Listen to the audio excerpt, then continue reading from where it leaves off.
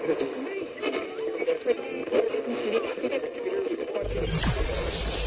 ready for unique, rare, and little-known treasures from the golden age of radio. You're listening to The Amazing World of Radio with Adam Graham. Welcome to the Summer of Bogart. This is your host, Adam Graham. If you have a comment, email it to me, box13@greatdetectives.net. Check out our YouTube archive, youtube.greatdetectives.net, and you can follow my regular daily podcast, The Great Detectives of Old Time Radio, greatdetectives.net. This program is brought to you by the vote of my Patreon supporters, patreon.greatdetectives.net. Thank you for all of your support and for making this series possible this summer. Well, there are gangster roles and then there are gangster roles. You know, you have the serious Duke Manatee style gangsters, and then you have comedy gangsters, the type that Sheldon Leonard did so many of in the 1940s and 50s. So what we have today is Bogart playing a comedy gangster. We return to the Screen Guild Theater for an episode from January 26, 1941, and the title is If She Could Only Cook. Alice Faye, Herbert Marshall, Humphrey Bogart.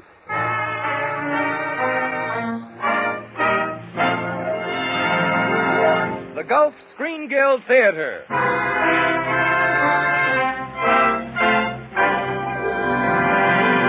Your host, the director of the Star's own theater, Roger Pryor.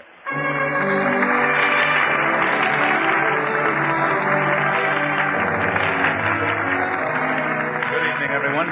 Your neighborhood good Gulf dealer and the Gulf Oil Companies welcome you to the Gulf Screen Guild Theater. There's standing room only in the Gulf Theater tonight. Hundreds of fans and motion picture people, too, have thronged here to the Gulf Theater in the heart of Hollywood to see one of the brightest comedies of recent years, If You Could Only Cook. The stars, three of Hollywood's greatest, Alice Faye, Herbert Marshall, and Humphrey Bogart. The music, as usual, will be by Oscar Bradley's Gulf Orchestra, with Frank Tours conducting. With just a moment before our curtain rises and our play begins. Just time enough for me to mention that for years, America has led the world as a great nation of automobile owners. Millions upon millions of private cars and thousands of miles of good roads have made this country more and more travel-minded. Now, with the completion yesterday of the greatest flight of private planes in all history, America proves that she can become supreme on the airways as well as on the highways. A great flight of more than 1,200 light planes has just been made, an amazing cross-country tour, totaling more than 3 million miles in all, and without a casualty. This tour, along the famous 4 Gulf Airways to Florida, sponsored by the Gulf Oil Companies and directed by Gulf's Major Al Williams, is a great tribute to the skill of the individual pilots and to the high quality of the Gulf gasolines and Gulf motor oils used exclusively for this trip. Thus, once again, the same Gulf quality that you get when you stop your car at the sign of the Gulf Orange Disc has helped make another first in the history of transportation.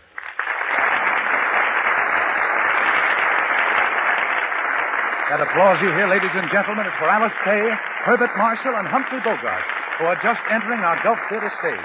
They step to the microphones, and we present If You Could Only Cook, with Herbert Marshall as Jim Buchanan, a somewhat harassed automobile executive, Alice Faye as Joan Masters, a young lady looking for a job, and Humphrey Bogart as the big-time racketeer, Dan Noland. I'll step into the role of his henchman, Flash. Here's the cue to the orchestra, and the show is on.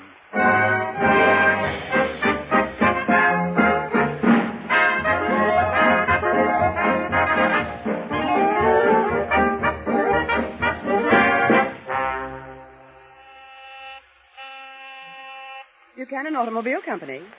Mr. Buchanan, one moment, please. I'll connect you with his secretary. Mr. Buchanan's office. I'm sorry he isn't in. Who? Oh, Miss Fletcher. But he isn't in, Miss Fletcher. Sure, I know he's going to marry you next week, but until then he's his own boss, isn't he? Look, he erupted out of a director's meeting half an hour ago. Well, you might reach him by carrier pigeon. You see, every time he gets upset, he takes himself for a walk in the park. What's that, Miss Fletcher? How do I I know what for. Go away, pigeons. Shoo, go on. I haven't any peanuts. Go away. Make yourself a nice pigeon nest and sit in it. You know, you birds are just as stubborn as my board of directors. Only you sound a little more intelligent. You're welcome. All right, since you insist upon this board meeting, I'll tell you what I think of each one of you. You, Flanagan. I was designing automobiles while you were still filling insurance. And you, Mr. Collins. You're still living in the day when a buggy whip was standard equipment on every horseless carriage. Mr. Lannon, you're a fool. Brown, you're an idiot. Jones, you're an nincompoop. You forgot the little moth-eaten pigeon here on the end. Huh? Who? Oh, I beg your pardon. I didn't know there was anybody else on the bench. Don't mind me. If you want to tell these pigeons off, go right ahead. I really haven't... Well, I've nothing against pigeons. I know. You've lost your job and you're mad at the world. Isn't that right? Here. Better look this over. Look whatever. The want ads. Help wanted mail. Oh. Well, you see, I don't really want... Oh, you'll never find anything if you don't look. You don't want to go on relief, do you? Well, I'd like to avoid that as long as possible. What kind of work do you do? Oh, typist, secretary. What's your particular line? Automobiles. Grease monkey, huh? Bet you look cute in a uniform. Well, see anything in the paper you like? No, there's nothing that really appeals to me. Well, when you've been out of a job as long as I have, you won't be so particular. Gee. I wish I was a couple. A couple of what? People. The only good ads are for couples. Here, just look at this one. Yeah, they're right here. Cook and butler, $175 a month. Wow. Now, if you could only cook. But I can. I'm a marvelous cook. Say, wait a minute. Can you buttle? Buttle? Yeah, you know. Very good, sir. Dinner is served, madame. You cook, sir. Well, there's nothing difficult about that. Well, then, what are we waiting for? Come on. No, wait a minute. No, not so fast. Look, it's a job, isn't it? Yeah, I know, but we're not a couple. Well, that is, we are a couple, but not in a legal sense. Anyway, I haven't said I'd do it. But you have to Well, do it's it. Fantastic. I'd like to talk it over. Oh, save your talk for the interview. The chance of a lifetime for both of us. Wait till I look up the address. But look, I don't even know you. We right can't here do a it is, thing here like... it is, here it is. Apply to D.F. Noland, Noland Manor, Longhaven. Come on, let's go. Now, wait Nolan. Did you say D.F. Nolan? Uh-huh. Why, my dear girl, Nolan's the biggest racketeer in the city. I wouldn't care if he had 6 heads. He's still paying $175 a month. Come on, what do you say? Wait. I'll take it up with my board of directors. What do you say, Mr. Flanagan? And you, Mr. Collins? Oh, you think I shouldn't go, huh? Well, you can all go jump in the lake. You mean we're going after that job? You bet we are. And let's hurry before some other couple beats us to it.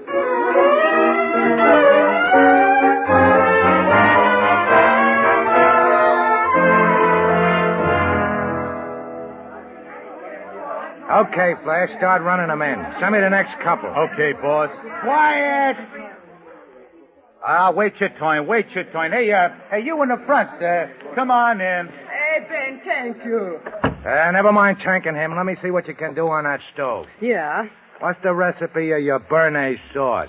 How much garlic do you use? garlic. In this sauce, Ben use no garlic, Mr. Nolan. No I garlic. only use... No garlic. Get out. Go on. But beat you it. want to keep... You No don't- garlic. Send in the next one, Flash. Okay, Frenchie, you're next. Come on, tell the boss what you can do with garlic. The garlic, Monsieur Nolan, huh? You like garlic, huh? Oh, oui. It is the perfume of the épicure. Gee, when you say it like that, it sounds good, too. Well, you take a medium-sized piece like this, drop it into the sauce. So... What? What? Did you hear that, Flash? He drops it into the sauce. Get out before I throw you out. He drops On it your into way, the sauce. Frenchie, on your way. Here's the next couple, boss. Butler and cook. The guy seems to know his onions, but you better ask the dame about her garlic. Oh, come here, sister. Now, how much garlic do you use in béarnaise sauce? Garlic, Mr. Nolan? Well, Well? In this particular sauce, you want only the ghost of the shadow of the flavor of garlic. The ghost of the shadow. Mm-hmm. The garlic should be suspended between thumb and forefinger above the saucepan and gently wafted back and forth like this. Ah, the ghost of a shadow wafted back and forth. There. Now taste that, Mr. Noland. Oh, baby, the job is yours. Honest? Sure, say, what's your name? Joan? Okay. And how about your old man? My name is James, sir. James Burns. Swell. I always wanted a butler named James. Wait a minute, boss. Now, what's the matter, Flash? Well, if I'm going to bodyguard you, I got to ask these a couple of questions. Ah, you and your sense of duty. Hey, you two got references? References? References? Well, you see, sir, unfortunately, our trunks were lost. Yeah, they fell off the boat. What boat? Well, what difference does it make what boat? They fell off the boat. They're hired. Now, wait a minute, boss. I got a right to know what boat. Of course, it was the Mauritania. There. You see, Flash? Now, that's enough questions. Take them upstairs and show them where they bunk. I'm going to lap up the rest of this sauce. Ah, the ghost of the shadow.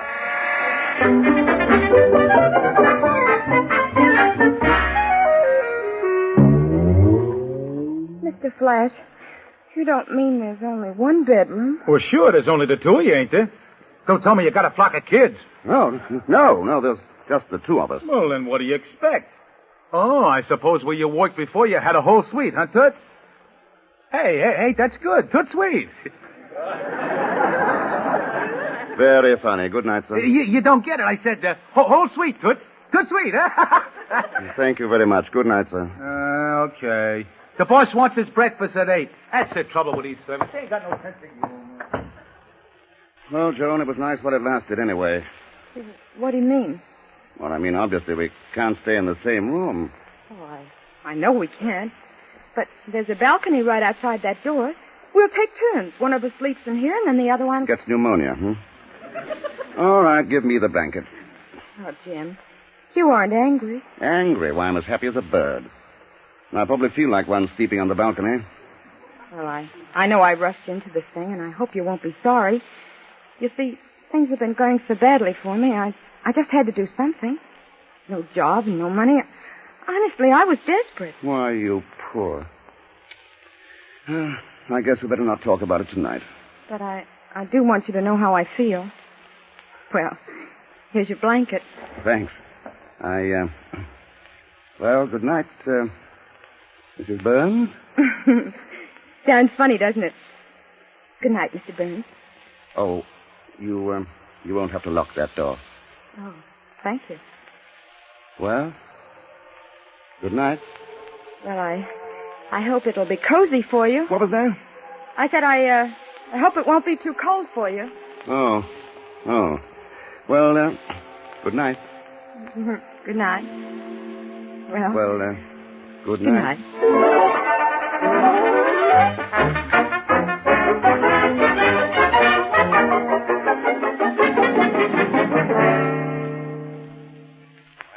Mr. and Mrs. Burns all settled, Flash? Yeah, but, boss, I tell you, there's something phony about them two. Ah, you're too suspicious.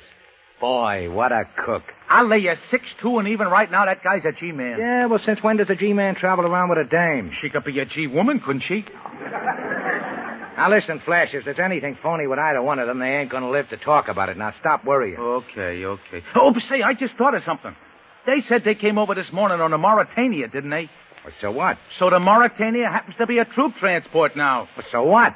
So if they was on the Mauritania, they ain't a cook and a butler. They're a couple of English soldiers in Egypt. Okay. Just keep your eye on them. That's all, and tell the boys not to open up when they're around. I still ain't gonna lose a cook like that. Hey, look out the window. Oh, what is it, boss?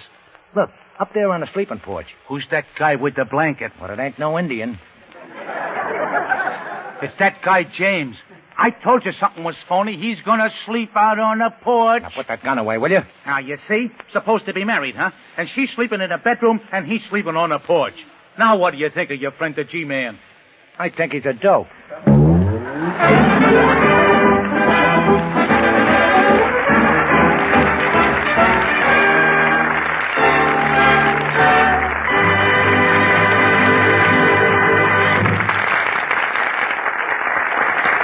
So ends Act 1 of tonight's play here in the Gulf Theater. The Gulf curtain will rise immediately after our usual brief intermission. While we're waiting, And we'd like to debunk some of the things you've been hearing lately and give you the straight-from-the-shoulder facts. All right, Bud. You know, folks, these days you hear a great deal about quick starting for your automobile. And a lot of the things you hear make quick starting seem like something magical and mysterious. But it's not at all. Just remember this. Quick starting depends primarily on two things. Your motor oil and your gasoline. When you step on the starter, your motor oil can either help your motor turn over or hinder it. And your gasoline will either fire immediately or it won't. That's the whole thing in a nutshell. And that is why we urge you to use Gulf's quick starting team, Gulf Pride Motor Oil and Gulf No-Nox Gasoline. Gulf Pride Motor Oil because it's free-flowing, therefore helps your motor turn over even in the coldest weather. And Gulf No-Nox Gasoline because it fires in a flash, even in icy cold cylinders.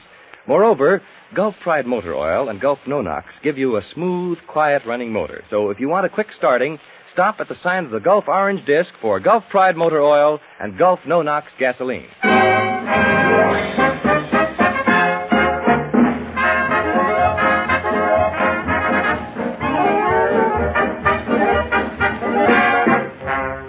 It's a week later.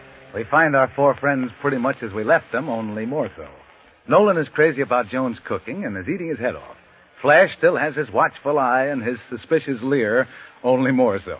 Joan is interested in her job, and Jim Buchanan, alias James Byrne, is interested in Joan, only more so. As our scene opens, Dan Nolan is at the dinner table, still eating his head off. I'll have another generous helping of that stuff, sister. It's delicious. Oh, but Mr. Nolan, I've already filled your plate 8 times. What do you mean 8 times? It was only 7. What do you think, I'm a pig? Very well, Mr. Nolan. You can have all you like. Do you mind if I go to the kitchen? I have some work to do. Okay, but leave the bowl here. Thank you. Why, Jim, what do you think you're doing? I thought I'd wash the dishes so you'd have a little less work to do. Well, thanks. But since when do you wash dishes with a whisk broom? Huh? Well, I couldn't find anything else. It does a good job. You know, I've been watching you for the past week, and I don't think you've ever done any real work in your whole life. That's ridiculous. Where did you work last? Why, at the Buchanan Automobile Company. What were you? Shipping clerk? No, I was really very close to Mr. Buchanan. Bucky, I called him. Really? I suppose you could walk right into Jim's private office. Jim? You mean Bucky? No, I used to call him Jim. Oh. You were very close to him, too, huh? Mm-hmm. I was his private secretary. He couldn't make a move without me. Really? Now, tell me more. Well, as a matter of fact, I'd still be with him. But, you know, his fiancée is very jealous. She certainly is. I mean, I've heard a lot of office gossip. But he writes me and begs me to come back. You see, he's really in love with me. Yes, I think he is. I mean, I can see that he couldn't help it. Oh, he's wonderful. So noble, so tender, so sweet, and, oh, so romantic. You're dripping soap suds on the floor. Why, do you know he cried like a baby? He was so heartbroken. But I told him to be brave. It was probably for the best. Yes, things generally are. Oh, I guess it's fate. Evelyn Fletcher gets married tomorrow and gets James Buchanan. And when I get married someday, what'll I get? I don't know. What? Probably get stuck with somebody like you.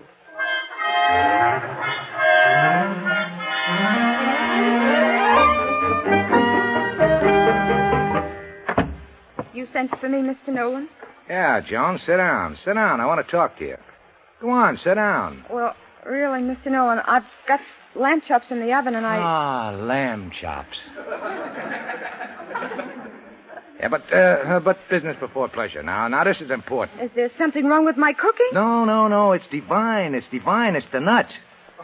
You're a swell cook, and coming for me, that's something. Oh, thank you. Now, what I got to say is about that old man of yours. You know, James. Oh, has he done something wrong? He ain't doing right. Say, you and him been married long? Well, yes, quite some time now. Are you happy? Oh, of course. Well, then how come he sleeps out on the porch? Answer me that. Well, you see, he's a fresh air fiend. That ain't what I call him. Say, come here, baby. Mr. Nolan, please. Now, look. Why don't you get rid of that dope? A beautiful doll like you ought to have buckets of diamonds and a couple of mink housecoats and a pack of yachts. Oh, Mr. Noland, my lamb chops. Ah, lamb chops. Now, look, Joan, I ain't so hard to take, am I? Mr. Noland, please stop that now. Don't you do now, that, come Mr. on Noland. now, Johnny, come on. Mr. Nolan, if you please. Huh? Oh, hello, James. Perhaps you two would like me to be alone. Jim, we were just... All right, Joan, you get upstairs and pack. Look here, wise guy. Mr. Nolan, Joan and I are quitting. Jim. Oh, now, wait a minute, James. You don't want to fly off the handle. It's a fine thing when a married man can't trust his employer. Yeah, but I wasn't doing anything. Honest, I wasn't. I was only complimenting her lamb chops. Go on, Joan. I said pack our things. Now, look, James, I don't care if you are a husband. You can't come between me and her cooking. Maybe I was a little rough, but let's not get excited over a little thing like that. Now, look, I'll double your salary, see, and I won't even talk to Joan anymore. Now, what do you say to that? Absolutely not. We'll think about it, Mr. Nolan. Oh, now, please. If you'll just stay, I'll be good. Honest, I will. And double the salary.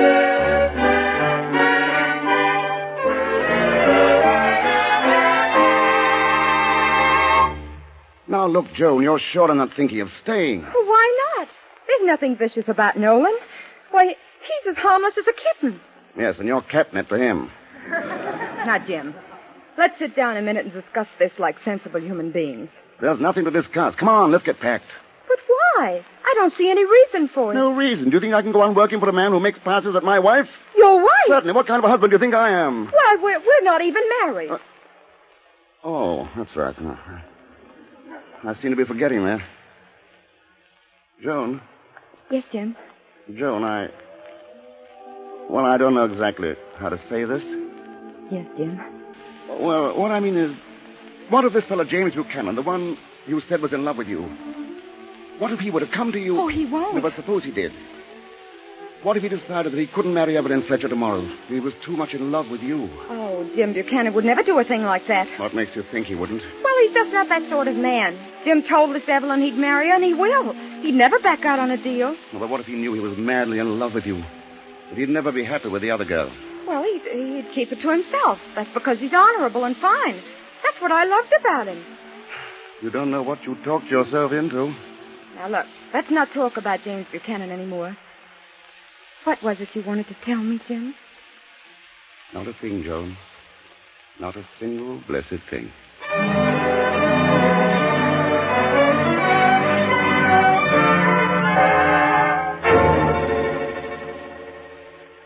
Don't stand there with a dumb look on your pan. I'm asking a simple question. Where's my butler, where's my cook, and where's my breakfast? And I'm trying to tell you, boss, that James guy has took a run-out powder, your cook's crying all over the kitchen, and you ain't got no breakfast. Oh.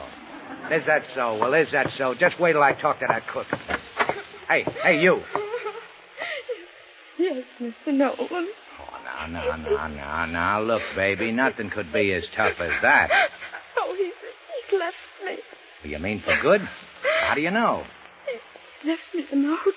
Oh, well, you never ought to marry him in the first place. I never did. You mean he led you astray? What a dirty rat. One of them gigolos, huh? Oh, now, don't cry, baby. Don't cry. He ain't worth it. Now, look, I still think you're a swell dish. And that deal is still open. Now, how'd you like to go on cooking for me for the rest of your life? How'd you like to be Mrs. Dan Noland, huh? Oh, you don't really mean that, Mr. Nolan. It's only that your kind stomach's gotten the better of your good heart. Oh, no, it ain't. I've always dreamed of coming home after a hard day at the rackets. And curling up before the fire with a good cook. Oh, you're very kind, but I couldn't marry you. No, I get it. You let me down easy. You're still in love with that James mug, huh? He's not a mug. He's sweet, and he went to Harvard. Yeah, but look, if that ain't a skirt for you. Hey, Flash. Yeah, boss. Say, who do you think's got his picture in this paper? Hey, look, Panty Waist, stop reading Superman and listen to me. Oh, no, this ain't Superman. No, it's James. James? Yeah. You mean our James? Yeah, look, he's getting married today to a society dame. Yeah, let me see that. Evelyn Fletcher and James Buchanan. You see, his name ain't even Boyne. Boy, does that buoy me up. We'll be married today at the wedding chapel. Now, what'd I tell you? His name's Buchanan. No, it ain't. His name's Mud. Now, you get the boys, Flash, and tell them to meet me in half an hour. I'll show that guy he can't do this to the cook I love.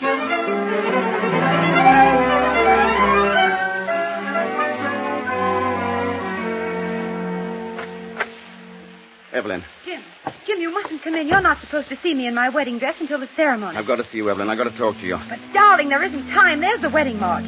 Evelyn, I'm not going to let you make a mistake. Yes? Pardon me. It's time for the ceremony. We'll be right there, Reverend Tuttle. Thank you.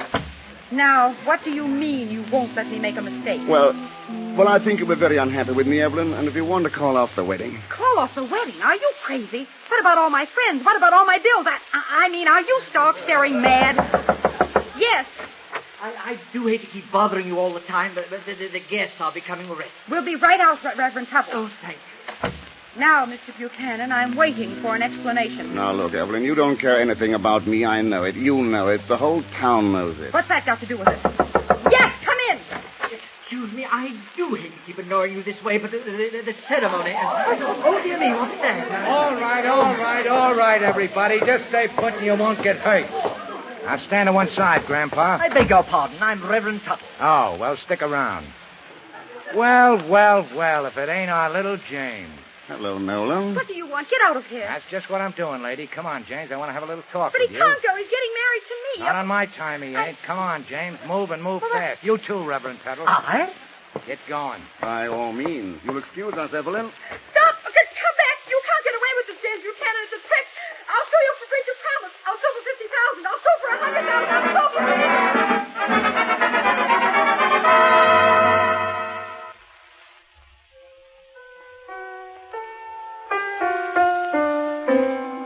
That's enough, Flash.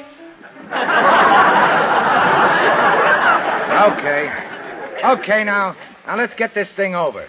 Joan, you take hold of James's mitt like Reverend Tuttle says. Mr. Noland, I refuse to be the bride at a machine gun wedding. See here, Noland, I'd like to ask you something. You don't ask nothing. You've been trifling with her heart and ruining her cooking. Now you're going to marry her. But who said I wanted to marry him? Well, you told me you loved him not 2 hours ago. She did? Did you say that about me? Sure, right in here in this room. Now go ahead, Reverend. Make it short.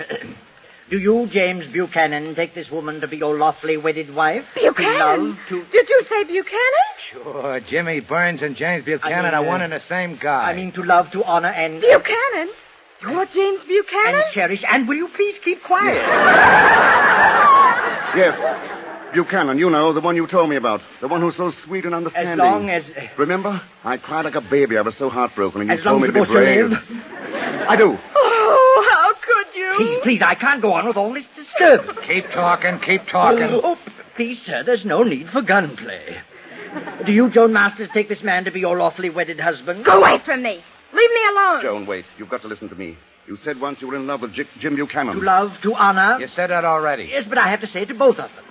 As long as you both shall live. And you were laughing at me all the time, getting a great kick out of kidding me alone. Well, do you take him for your lawfully wedded husband? She does. Joan, darling. I love you enough for 2 men, Jim Burns and Jim Buchanan. In sickness Look, and... I've got a great solution. Why don't you commit bigamy? Marry both of us. In sickness and in health? I don't want to get married. I don't want to have anything to do with men. I don't want to marry anybody. Whom God has joined asunder, let no man put together. Oh, I mean...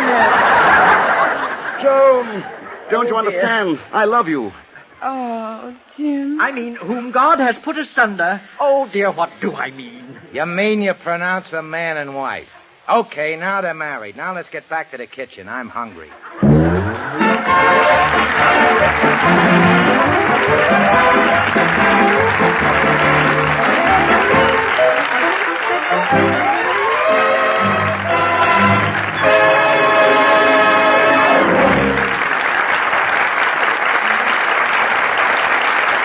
And that, ladies and gentlemen, was the Gulf Screen Guild Theater's production of If You Could Only Cook. From the applause, there's no doubt that the audience here in the theater loved it every bit as much as we enjoyed bringing it to you.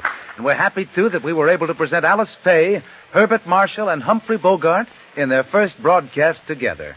As you know, their performances, and the performances of all the stars who appear in the Gulf Theater, are donated. And in return, Gulf gives generously to the Motion Picture Relief Fund to help in the great work of building a home to provide for the workers in the picture industry who can no longer provide for themselves.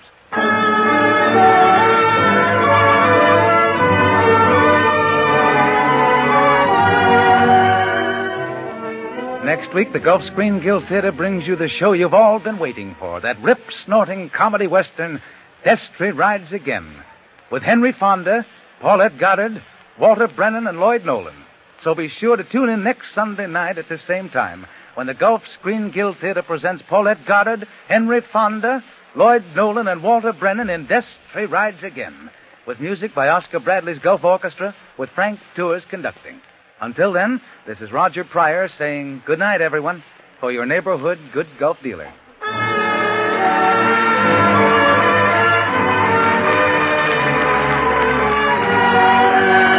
Herbert Marshall may currently be seen in Warner Brothers' The Letter. Alice Faye has just completed Road to Rio at 20th Century Fox. Humphrey Bogart's latest for Warner's is High Sierra.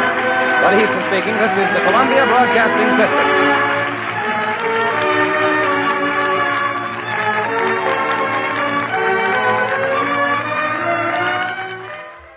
Welcome back. Bogart was not in the screen version of this story, which was entitled If You Could Only Cook, though Herbert Marshall was. This was actually released back in 1935. As I mentioned, this radio adaptation is from 1941, and you will see that on occasion with the Screen Guild Theater, where they're working with a script that was several years behind. While if you listen to Lux Radio Theater, most of their adaptations are fairly recent. In fact, the same year or just the year before. I think part of the reason for that is that the Screen Guild Theater's focus on revenue was different, while Lux and many of the other programs were trying to make a commercial profit. All of the proceeds from the Screen Guild program went to support the Motion Picture Relief Fund, because so many actors, particularly from the early era of Hollywood, during the silent film, you had players and technicians both run into the ground by just the sheer pace at which the movie studios operated. And of course you did have other actors and technicians who came on hard times. And that was why the Motion Picture Relief Fund was founded. And so they try to keep costs low, and the costs are going to be less if you're dealing with a 5 or 6 year old movie, particularly one that was just one screwball comedy among many, rather than if everything you have is a current year hit. This was funny. It was primarily funny because Humphrey Bogart was playing this role. Not funny per se. Listening to it, I had an impression this was not a 1941 story, because you wouldn't find many stories, you get to the late 30s, early 40s, that's going to be this nonsensically screwball. A troubled automobile executive goes to a park and then ends up going off to apply for the position of butler to a racketeer with a woman he's never met before. That is 1930s screwball plot. Still, even if the plot is absurd, I think the execution's pretty good. It's helped by the strong actors, Herbert Marshall in particular, and of course, Bogey. And I should mention that Bogart does a lot of these Screen Guild programs over the course of his career, which does show his overall dedication to his fellow actors and to the cause of the Screen Guild Relief Fund. All right, well, next week, no gangsters. We're going to bring you something entirely different, but it'll have Humphrey Bogart in it, and you won't want to miss it. If you do have a comment, send it to me, box13@greatdetectives.net. Check out our YouTube archive, youtube.greatdetectives.net.